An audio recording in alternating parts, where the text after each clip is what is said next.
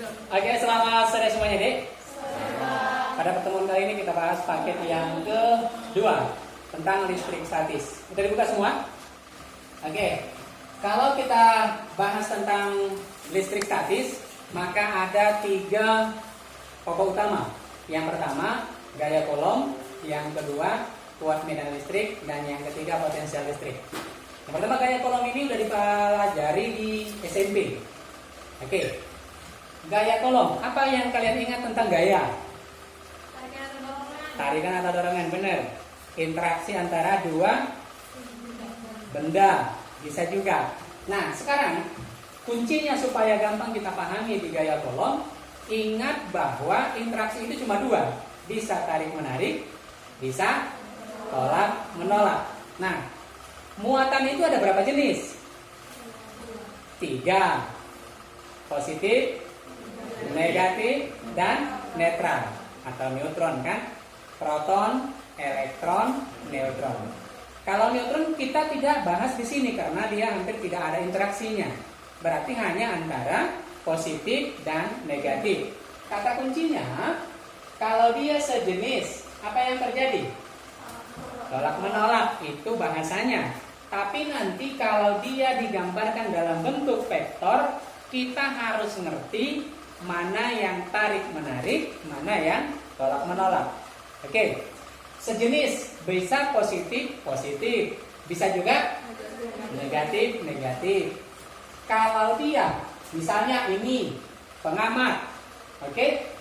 Dia muatan pertama lah ini misalnya ya. Muatan pertama akan tertarik atau terdorong oleh muatan kedua. Terdorong. Kenapa terdorong? Karena sejenis. Gitu kan? Maka kalau dia terdorong, kemana dia bergerak? Kalau maju berarti tertarik dong. Mundur. Atau bahasanya ke kiri. Oke? Maka muatan pertama merasakan gaya ke kiri. Misalnya ini F1 lah. Dengan konsep yang sama. Sekarang ini, kemana dia tertarik atau terdorong? Arah gayanya lah bahasanya. Arah gayanya ke mana? Kenapa ke kanan? Karena didorong oleh ini. Logikanya begitu ya. Maka ini gayanya ke sini. Jadi, pahami kalau dia tolak menolak, maka gambar gayanya saling menjauhi atau menjauhi yang memberikan interaksi. Kalau ini merasa ke sana, ini sini. Paham? Positif, positif, negatif, negatif sama. Gambar gayanya kalau tolak menolak menjauhi. Paham sampai sini? Oke. Sekarang kalau kita misalkan 1 positif, 1 negatif, apa yang terjadi? Tarik menarik. Oleh pertama, gaya yang dirasakan muatan pertama, kemana arah F-nya? Ke kanan. Kenapa ke kanan? Karena ditarik oleh yang ini. Logikanya gitu. Oke, kalau gitu kita gambar gaya ke sini. Kalau yang ini ke kiri. Kenapa ke kiri? Karena ditarik oleh yang F1-nya. Oke. Paham kira-kira? Ini konsepnya sangat kuat. Kalau ada beberapa muatan, maka kita harus ngerti siapa yang dilihat. Kalau yang dilihat ini, apa hubungannya dengan ini? Tarik menarik atau tolak menolak. Ini dengan ini, tarik menarik atau tolak menolak.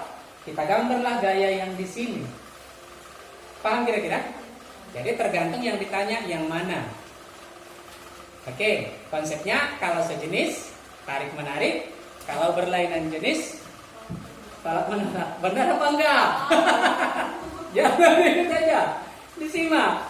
Ulang. Kalau sejenis tolak menolak, kalau berlainan jenis tarik menarik. Pernah nengok ayam betina dikejar-kejar ayam jantan? Pernah boy? Pernah juga. Pertanyaannya, kenapa ayam betina dikejar-kejar ayam jantan? Karena berlawanan jenis. Emang semua yang berbeda dikejar-kejar? Enggak juga kan? Kenapa? Ada yang bisa jawab? Karena ada yang jantan tertarik. Tertarik. Jadi setiap yang betina pasti tertarik dia, dikejarnya. Enggak juga. Jodohnya. Kenapa? Ayo, ini tes kedewasaan ini. Logika dan kedewasaan. Kenapa ayam betina dikejar-kejar ayam jantan? Belum dewasa. Kenapa? Nggak nyaman ya? Oh, udah nyaman dia sama yang itu, makanya dikejarnya. Oke, jawabannya kenapa? Kan pertanyaannya jelas. Kenapa ayam betina dikejar-kejar ayam jantan? Karena ayam betinanya lari. Kalau seandainya tak lari, tak perlu dikejar. Oke, ini konsepnya harus ingat. Kalau sejenis tolak menolak, berlainan jenis tarik menarik. Gambar gaya ini di SMA yang sering bermasalah nanti di sini nggak pandai dia menggambar gayanya. Jadi kita harus kuat. Kenapa? Karena nanti ini akan diselesaikan dengan konsep vektor. Vektor itu kan harus ada sudutnya. Nah, gayanya harus digambar. Paham? Oke, lanjut. Kalau persamaannya F sama FC lah kita buat ya, gaya kolom. K I1 I2 per R kuadrat. Ini persamaan di SMP sudah dipelajari. Di SMA pun abang yakin bisa. Coba dulu diingat-ingat kembali. FC sama dengan K I1 I2 per R kuadrat. Hafalkan dalam hati 3 kali atau sampai 5 kali. Yang penting rumus baru harus hafal gitu ya. Rumus baru harus dapat supaya bertambah perbendaharaan rumus kita. Coba hafal sambil abang nunggu di sini buat keterangannya. FC adalah gaya kolom. Satuan gaya apa? Newton. Kemudian K adalah tetapan atau konstanta. Konstanta kolom. Ini sudah ada ketentuannya. Biasanya kita pakai 9 kali 10 pangkat 9 Newton meter kuadrat kolom min 2. Satuannya begitu. Kemudian Q adalah muatan. Muatan listrik. Satuannya itu kolom. Dan R adalah jarak. Jaraknya satuannya meter. Oke, sebelum lanjut, udah hafalkah adik-adik semua ini? Nah, picing mata, ayo. FC sama dengan kan? Iya. Bertambah perbendaharaan rumus. Setiap ada kita belajar harus bertambah perbendaharaan rumus kita ya. Oke, selesai masalah ini. Kita lanjut. Ada pertanyaan sebelum lanjut? Jelas ya, udah hafal. Pahami ini biasanya 19,9. Kemudian konsep ini menggambar gaya. Itu yang paling penting. Kalau itu dikuasai, udah enak nanti kita mengerjakan soalnya. Selanjutnya kita bahas medan listrik atau simbolnya E. Apa arti medan? Usaha. Udel itu jadi medan ya? Enggak juga. Pusat ya pusat. Medan ya medan. Beda. Apa arti medan? Perang medan. Perang medan. Perang medan. Semuanya perang medan. Apa arti medan? Ayo. Ibu kota provinsi Sumatera Utara. Medan itu artinya, contoh ini ya, kalian terangkan sendiri kata-katanya. Medan magnet, medan listrik, medan api. Oke, apa arti medan? Definisikan. Medan adalah daerah. Daerah terkuat. Bukan terkuat, yang penting daerah. Oke, bahasanya kita aplikasikan. Medan api unggun. Ada api unggun, dekat, panas, hangat, hilang. Kalau tidak terasa lagi, maka itu di luar medannya api unggun. Paham? Jadi, apa artinya medan api unggun? Daerah yang masih terasa panas atau efek dari api. Kalau masih terasa panasnya, maka itu masih medannya api. Paham? Kita ganti. Apa arti medan magnet? Daerah yang masih terasa efek magnetnya, efeknya, pengaruhnya.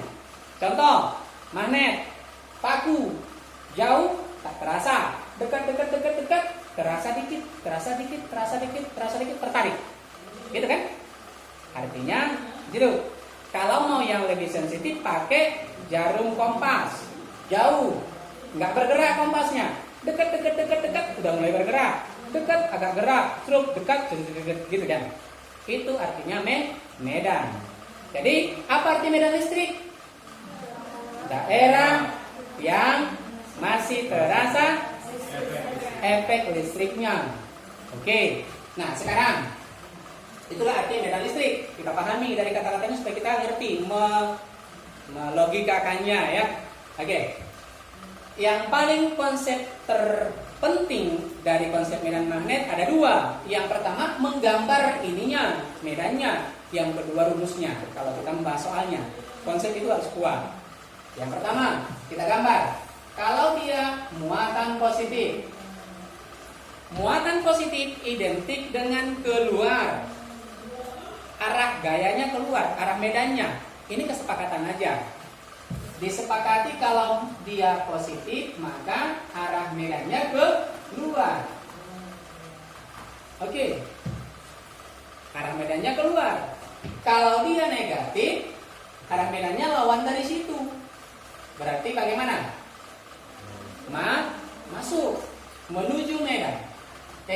Menuju muatan. Ini menuju muatan. Nih. Ini kan teorinya. Prakteknya begini. Misalnya di sini ada muatan.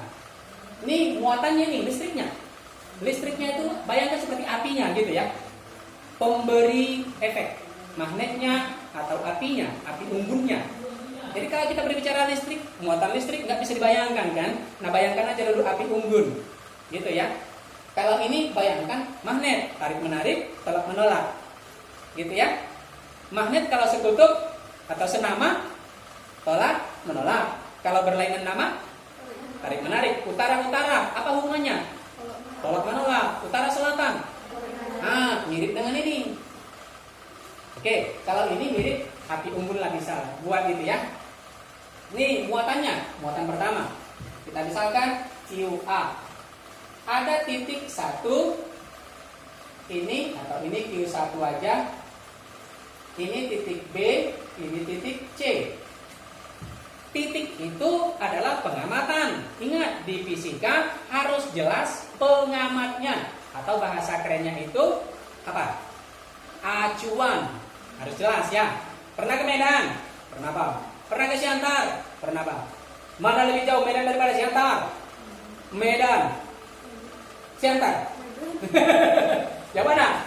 Medan. Medan. Semua menjawab Medan. Semuanya hampir benar.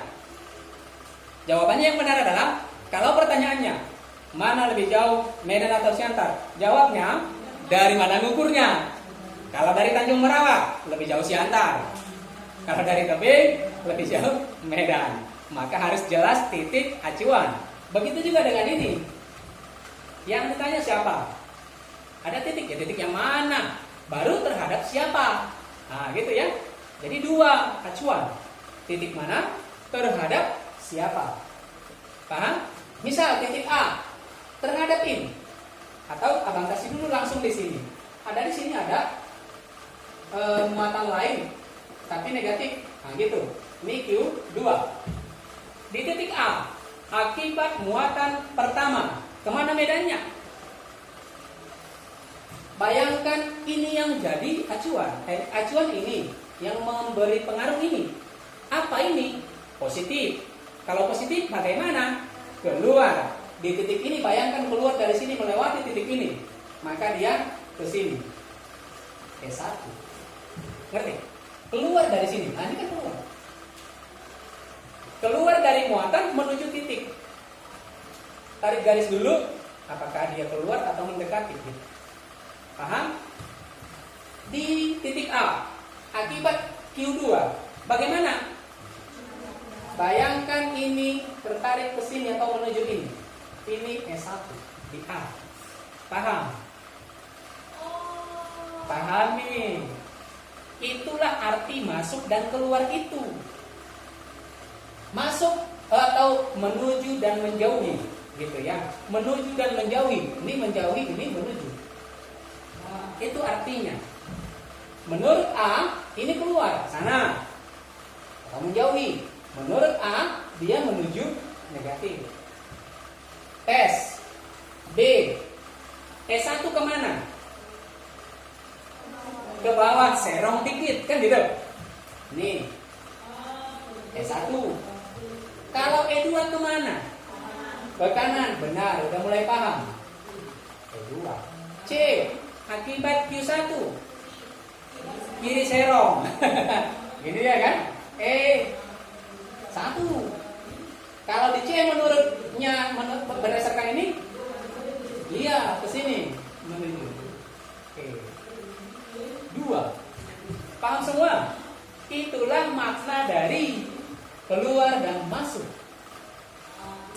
Kita lihat semua di sini akan muncul nanti sudut-sudut. Cara menyelesaikannya harus menggunakan vektor resultan. Tapi sebelum ke situ kita lihat dulu rumusnya. Apa rumus E? Kan gitu. Jadi E sama dengan K I per R kuadrat. Sama persis. Apa bedanya? Apa bedanya? Antara ini dan itu sama persis. Apa bedanya? I-nya cuma satu. Karena dia bukan interaksi. Dia hanya efek dari satu. Itu logikanya. Oke? Nah, hafal ini pasti hafal yang ini. Keterangannya juga sama. Oke? Nah, rahasia terakhir supaya bisa sukses menjawab soal ini adalah pahami konsep resultan vektor. Resultan vektor bisa F total, bisa E total. Apa tadi? Bisa F total, bisa E total. Rumusnya nanti sama kalau vektornya. Oke, rumusnya resultan vektor. Kita misalkan R. R sama dengan akar A kuadrat tambah B kuadrat tambah. Ayo, ingat. A kali B. 2A B cos Theta. ingat ini. Apa rumus resultan vektor? Ulangi, R sama dengan iya, begitu. Oke, R ini bisa F total, bisa E total. A1 bisa F1, bisa E1. B bisa F2, bisa tinggal kita masukkan aja. Soalnya apa? Oke, ini rumusnya. Sampai di sini bisa? Nah, jadi dua-dua ini harus diselesaikan dengan konsep resultan vektor. Oke, kapan kasih titik? Biasanya kalau dia soal-soalnya soal-soal UTBK atau UN, dia memberikan F yang sama. Syaratnya harus jelas ya. Jika F1 sama dengan F2 sama dengan F. Tadi E dan F sama ya. Berarti kalau untuk E berlaku juga. Ini ya. Jika E1 sama dengan E2 sama dengan E. Oke. Maka resultannya F total sama dengan F akar 3 jika tetanya sama dengan 60 derajat. F total sama dengan F akar 2 jika tetanya 90 derajat. F total sama dengan F jika tetanya 120 derajat. Yang ini sering keluar. Definisi yang ini.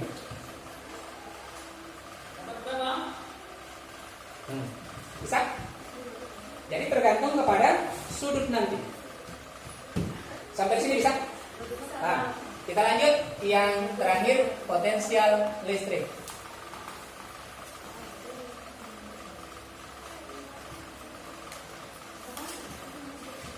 Persamaan potensial listrik, kalau potensial listrik agak enak, tinggal tambahkan aja karena dia menggunakan skala.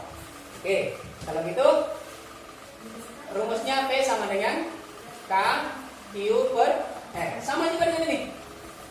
Apa bedanya? R-nya satu aja, nggak kuadrat. Artinya, kalau sudah hafal yang ini, hafallah yang ini, dapatlah yang ini. Bisa? Jadi kita di fisika jangan terlalu mau diputar-putar oleh rumus. Kuasai dan pahami, udah enak. Bisa kita gunakan untuk yang lain. Sama seperti ini. Bisa kita gunakan untuk E, bisa kita gunakan untuk F. Gitu ya. Kalau ini enggak, dia skala. Diselesaikan dengan konsep satuannya besaran skala. Tambahkan aja nanti semua. Oke, sampai sini bisa?